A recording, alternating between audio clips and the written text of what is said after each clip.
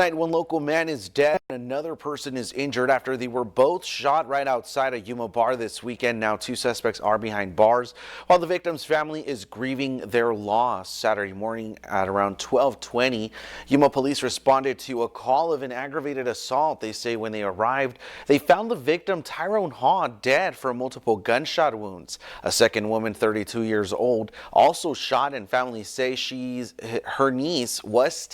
niece was taken to the hospital with serious injuries. Well, 2 men are now behind bars tied to the shooting.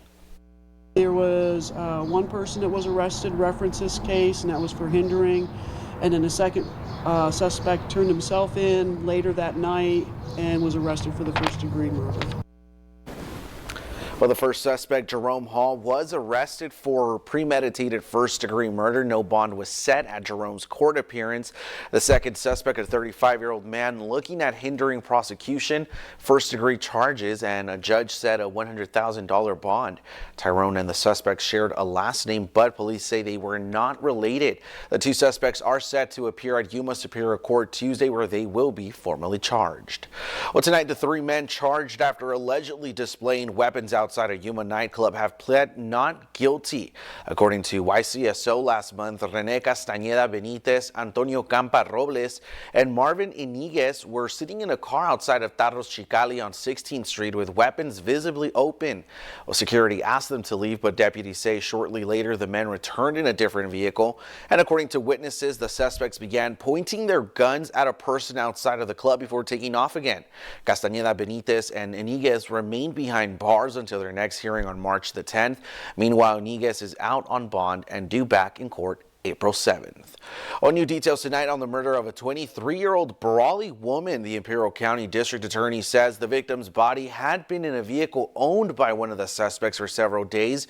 Police saying it was already decomposing. Meanwhile, the 2 suspects, 35-year-old Miguel Romero and 32-year-old Irma Magaña, were back in court. Both had their bail set at $1 million.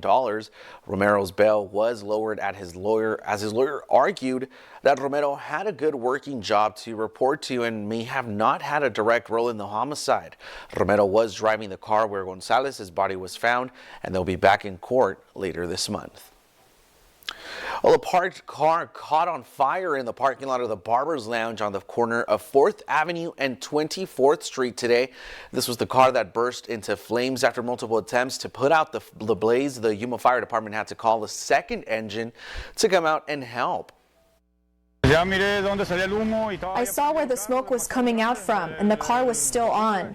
The fire was really big, and between all of us, we tried looking for fire extinguishers while waiting for firefighters.